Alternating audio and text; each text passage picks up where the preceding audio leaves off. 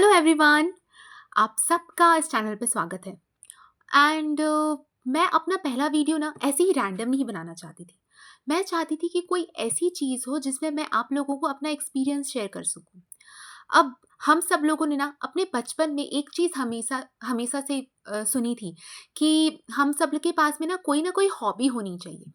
मुझे ऐसा लगता था कि ये सब कुछ सिर्फ हमें ऐसे लिखने के लिए अपने स्कूल्स में पढ़ाया जाता है कि okay, hobby is a important thing.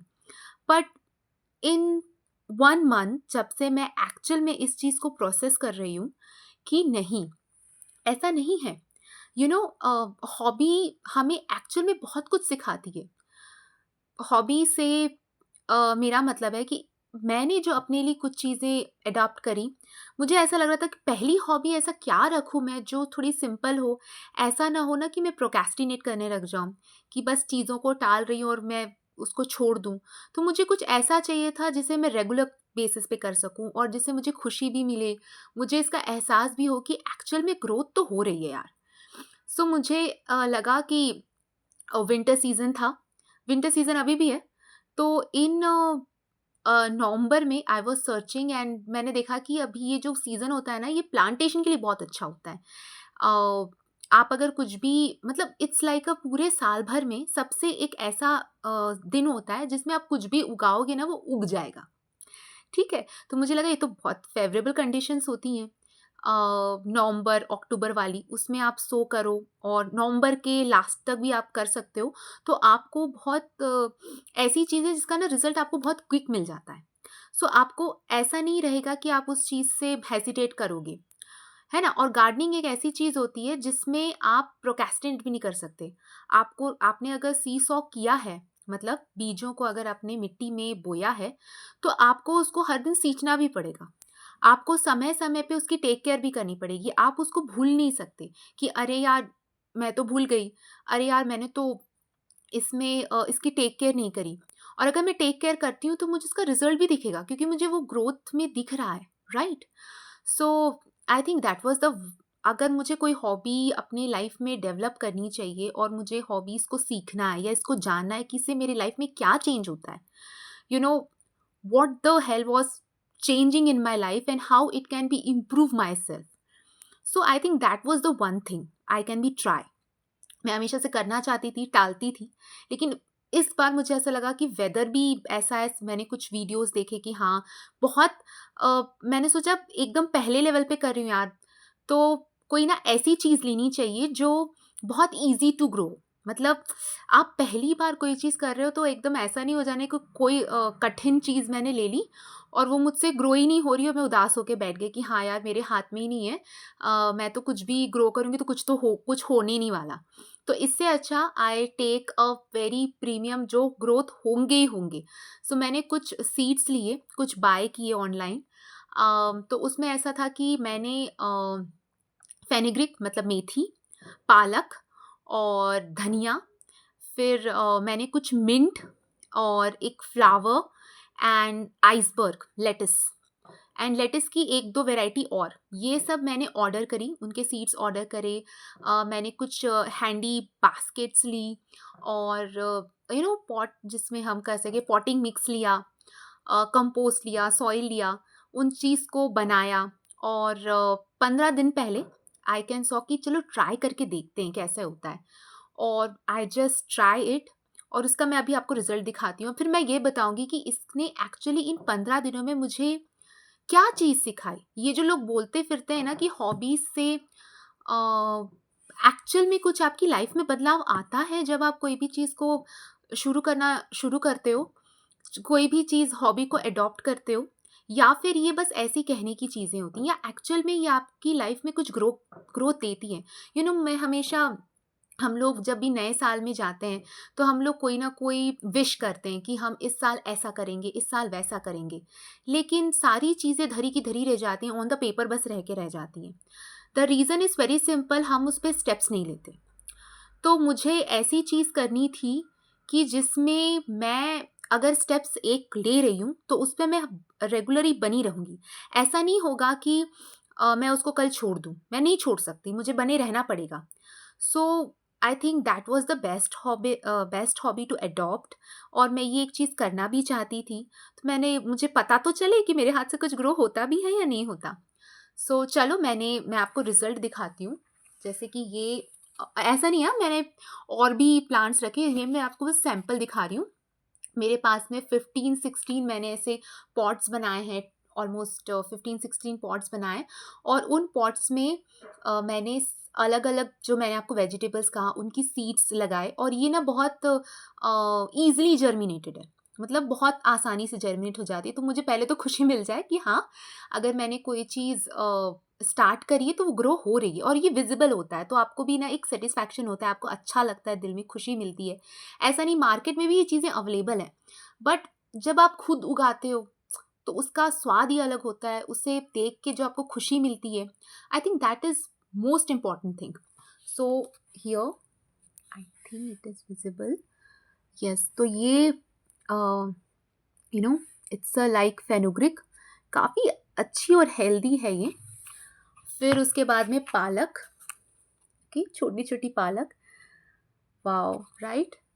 And then I have this, ये मैंने लेटस है, दोनों अलग अलग टाइप की लेटस है। और उसके साथ में I also saw mint, here is the mint. And ये जो स्टॉक्स हैं, ये धनिया, यस। और this is the some flower. So जब मैंने इसे देखा ना, तो आई वॉज वेरी सरप्राइज्ड कि वाओ, कितना सुंदर लगता है यार। देखो, ये सारी चीज़ें ना, आपको लगेगा कि यार ये बहुत ईजी टू ग्रोइंग है। मैं ईजी टू ग्रोइंग ही स्टार्ट करना चाहती थी, मैं नहीं चाहती थी कि मैं कोई कठिन चीज़ ले लूँ और फिर उसका मुझे रिजल्ट ना मिले। So I start from the seeds.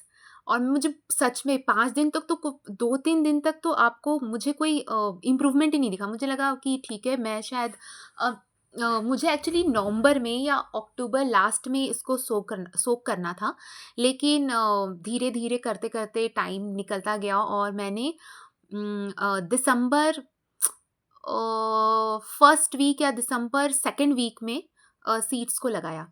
और देन आई सॉ कि नहीं यार, बड़े ठंड ज़्यादा हो चुकी है, लेकिन एक्चुअल में सीड्स ग्रो हो रहे हैं। और ये बहुत इजी वाले सीड्स थे, तो अच्छा हुआ मैंने कोई कठिन वाले सीड्स नहीं लिए जो जर्मिनेट ही नहीं होते, क्योंकि ठंड ज़्यादा बढ़ जाती है तो उसमें भी जर्मिनेशन पॉसिबल नहीं होता है। और सच बताऊं तो जैसा मैं इसमें कह रही थी कि इस हॉबी से मुझे क्या सीखने मिला या मैं इसको कंटिन्यू करना चाहूँगी, तो हाँ, मैं इसे कंटिन्यू करना चाहूँगी। अगेन मैं एक चीज़ रिपीट करूँगी कि इसे लेने का, इन सीड्स को चूज़ करने का सिंपल रीज़न था कि ये ईज़ी टू ग्रो है, कोई भी कर सकता है, आप कर सकते हो। आप अगर स्कूल स्टूडेंट्स हो, 11th-12th में पढ़ते हो, 10th में पढ़ते हो, कॉलेज में हो, अगर आप ऑफिस जाते हो, जॉब में हो, तो भी आपको ज़्यादा कुछ टेक केयर करने की ज़रूरत नहीं पड़ती है, आप आसानी से कर सकते हो। सबसे पहली जो रीज़न होता है, मुझे ऐसा लगा, first is grounding which is very important for ourself. तो फर्स्ट ऑफ ऑल तो हम लोग ना अपने ग्राउंडिंग के थ्रू अपनी मिट्टी से जुड़े रहते हैं, ये मुझे बहुत अच्छा लगा। हमें ना पता ही नहीं होता है कि जो हमारा खाना जो हम खा रहे हैं वो कितना वैल्यूएबल है। तो इन 15 दिनों में इन इन प्लांट्स को जब मैं देखती हूँ, तो मुझे ऐसा लगता है, मुझे हमेशा क्लिक आउट होता है कि हाँ, मुझे अभी पानी देना है, अभी मुझे इन्हें छाँव में रखना है, अभी मुझे इन्हें धूप में रखना है, कोई बहुत ज़्यादा धूप नहीं देनी है, बहुत ज़्यादा भी पानी ओवर नहीं कर देना है कि इनकी रूट्स गल जाएँ। सो एक चीज़ मुझे समझ में आई, फोकस। पहली बात जो सबसे मुझे समझ में आई थी कि टाइम इज़ वेरी इंपॉर्टेंट, कि जो चीज़ जिस सीज़न में जब उगनी है वो तभी उगेगी। जैसे हमारी लाइफ में भी होता है कि हमें जो चीज़ जब मिलनी है, जो हमारे लिए सही है, वो हमें लाइफ में तभी मिलेगी, उसके पहले नहीं मिलेगी। अगर आप समय के पहले उस वेजिटेबल को या उस सीड को उगाना चाहोगे ना, पर उसका समय नहीं है, तो इट नेवर बी जर्मिनेटेड। चाहे आप कितना भी उसको सॉइल दे दो, कितना भी उसको क्योंकि वेदर उसके लिए फेवरेबल नहीं है, तो वो सीड जर्मिनेट नहीं होता है। तो ये मेरी पहली सीख थी कि मुझे सीज़न के अकॉर्डिंग करना है। तो वैसे ही हमारा जो काम होता है जीवन में, हमें फ़ैसले लेने होते हैं ना, वो भी सही समय पे सही फ़ैसले लेने होते हैं, और तभी वो जो हमारे सपनों की तरफ हम आगे बढ़ना चाहते हैं, वो सीड एक्चुअली में जर्मिनेट होता है जब हम उसके तरफ अपना फर्स्ट कदम आगे बढ़ा लेते हैं। दूसरा जो था इंतज़ार। आपको बहुत पेशेंस रखना पड़ता है, बहुत धैर्य धारण करके रखना पड़ता है कि ओके, मैंने सोक तो कर दिया है, आप पानी भी डाल रहे हो, 4-5 दिन हो गए, आप रेगुलरली इंतज़ार कर रहे हो कि अभी जर्मिनेट होगा, एक लीफ आएगी, थोड़ी-सी लीफ आएगी, बट वो नहीं आ रही होती है और हम लोग ना बहुत अंदर से रिग्रेस महसूस कर रहे होते हैं। देन 5 दिन बाद, 6 दिन बाद, कुछ सीड्स बाद में जर्मिनेट होते हैं, जैसे कि मुझे इस पूरे प्रोसेस में पता चला कि सबसे ईज़िली जर्मिनेशन जो थी वो पालक थी। सेकंड में मेथी में टाइम लगा और सबसे ज़्यादा टाइम मुझे जर्मिनेशन में लगा कोरिएंडर में। धनिया में बहुत टाइम लगता है, धनिया इतनी ईज़िली जर्मिनेट नहीं होती है। ये जबकि मुझे ऐसा लगता था कि धनिया तो बहुत ईज़िली जर्मिनेट हो जाती है, जबकि मिंट जो है वो बहुत ईज़िली जर्मिनेट होता है। मिंट सबसे ईज़ी है जर्मिनेशन में। उसके बाद मुझे एक और शॉक लगा कि आइसबर्ग जल्दी जर्मिनेट हो गया, जबकि मुझे अ मेथी में और कोरिएंडर में सबसे ज़्यादा टाइम लगा। सो इसका मतलब इससे मैंने ये लेसन सीखा कि कुछ चीज़ें जो हम सोचते हैं कि हमें पहले मिल जाएँगी, अनएक्सपेक्टेडली हमें कई बार उन चीज़ों में फेलियर मिलता है जिसके लिए हम बहुत ज़्यादा कॉन्फिडेंट होते हैं या जिसके लिए हमने शायद बहुत तैयारी की होती है। और कई बार अनएक्सपेक्टेडली हमें वहाँ से खुशियाँ मिल जाती हैं जिसके लिए हमने एक्सपेक्ट ही नहीं किया था। हमें लगा था कि ये तो बहुत टाइम लेगा, बट एक्चुअल में वो इंस्टेंट हो गया, आपने सोचा नहीं था पर वो हो गया। इसका एग्जांपल मैं आइसबर्ग को दूंगी।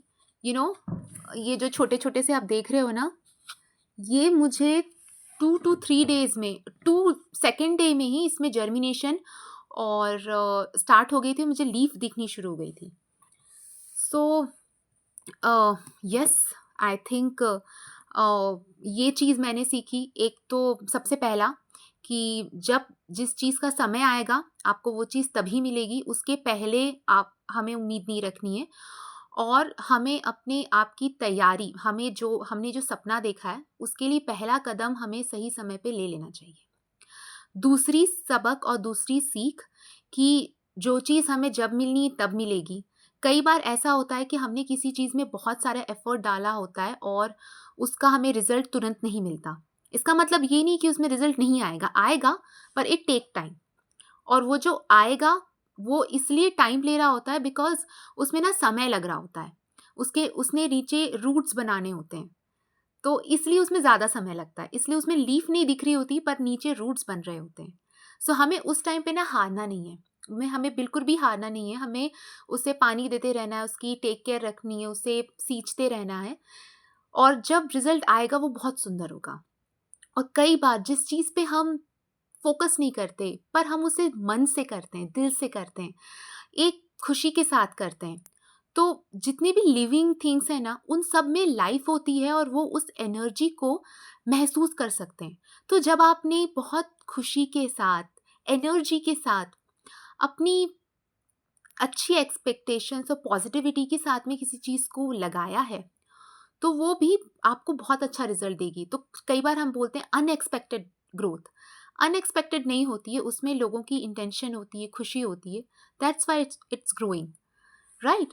सो कभी भी अ, अगर कोई अच्छी खुशी मिले तो हमें उसमें खुश होना चाहिए, पर अगर हमें बहुत एफर्ट डालें पर उसका हमें रिजल्ट नहीं मिल रहा है तो हमें वहाँ पे ना निराश होकर नहीं बैठना चाहिए। हमें ये सोचना चाहिए कि ये एफर्ट्स जो है ये भी हमें बहुत कुछ सिखा रहे हैं, ये ऐसे ही बर्बाद नहीं हो गए या खराब नहीं हो गए, वो नीचे रूट्स बन रही हैं। अगर इस बार ना भी हो तो अगले बार के लिए मुझे एक लेसन तो मिल ही जाता है।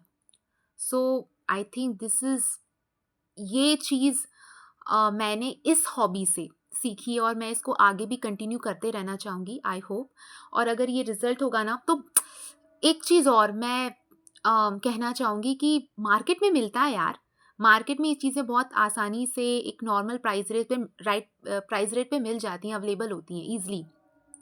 तो ये मैंने कोई इसलिए नहीं लगाया कि मैं घर में पालक उगाऊंगी या मेथी उगाऊंगी या धनिया उगाऊंगी, मार्केट में मिलता है, अच्छा मिलता है, लेकिन मुझे खुद लगाना था। एक जो ना खुशी होती है कि आपने खुद उगाया है और उसको आप चाव के साथ खाओगे तो उसका जो टेस्ट होगा, उसका जो फ्लेवर होगा, उसमें जो आपने इंटेंशन डाली है, कितनी प्यारी होगी, है ना। और हम सब लोग ना पेट्स नहीं पाल सकते बिकॉज़ जगह की प्रॉब्लम होती है और मैं पेट्स को कोई खिलौना नहीं समझती, किसी भी चीज़ को नहीं समझती मैं बिकॉज़ इट टेक्स रिस्पॉन्सिबिलिटी, है ना? आप नहीं चाहोगे कि अगर घर में टेक केयर करने के लिए नहीं है या नहीं बन रहा है या आप काम में बिज़ी हो, कई कई लोगों का वर्क टाइम होता है, कॉलेज टाइम होता है। आप अकेले पूरी रिस्पॉन्सिबिलिटी ज़िम्मेदारी नहीं ले सकते। उनको भी जगह चाहिए होती है। तो आप वो तो नहीं रख सकते। लेकिन जो प्लांट्स हैं ना, प्लांट्स रह लेते हैं। प्लांट्स बहुत वो आपको खुशी भी देते हैं और उसी के साथ में अगर उनको थोड़ा 1-2 टाइम इधर-उधर हो जाए तो वो भी चलेगा। आप अगर पूरे टाइम पे 24 आवर्स में आपको सिर्फ़ थोड़ा-सा ही उन्हें टाइम देना पड़ता है। हाँ, ठीक से चल रहे हैं ना, कुछ प्रॉब्लम तो नहीं है, पानी ठीक है, न्यूट्रिशन ठीक है, धूप ठीक मिल रही है। बहुत तेज़ तो धूप नहीं हो गई है, बिल्कुल सही समय पे सही धूप मिल रही, सही जगह पे रखा हुआ है। बस उतना देखना होता है, ज़्यादा कुछ नहीं। और उसके बाद जो आपको खुशी मिलती है, चाहे वो फूलों के रूप में हो, चाहे वो वेजिटेबल्स के रूप में हो, चाहे उनके स्वाद के रूप में हो, आपको वो अंदर तक अच्छा फ़ील कराती है। So yes, this is my first hobby and इस साल जो मैंने दिसंबर 2nd वीक में स्टार्ट की थी, मुझे लगा बहुत लेट हो गया है, बहुत सर्दी है, शायद कुछ भी नहीं उगेगा। बट ऐसा नहीं हुआ, मुझे रिज़ल्ट मिला, अच्छा रिज़ल्ट मिला और मैं इससे बहुत खुश हूँ और मैं आगे भी इससे ना मुझे एक मॉरल मिलता है कि हाँ, मैं कुछ उगाऊँगी, तो वो एक्चुअल में ग्रो करेगा। मैं अगर किसी चीज़ को अपना समय दूँगी, उसे इम्पोर्टेंस दूँगी, तो why it not growing? It is growing. It take time, it take lessons to think, but it was grow.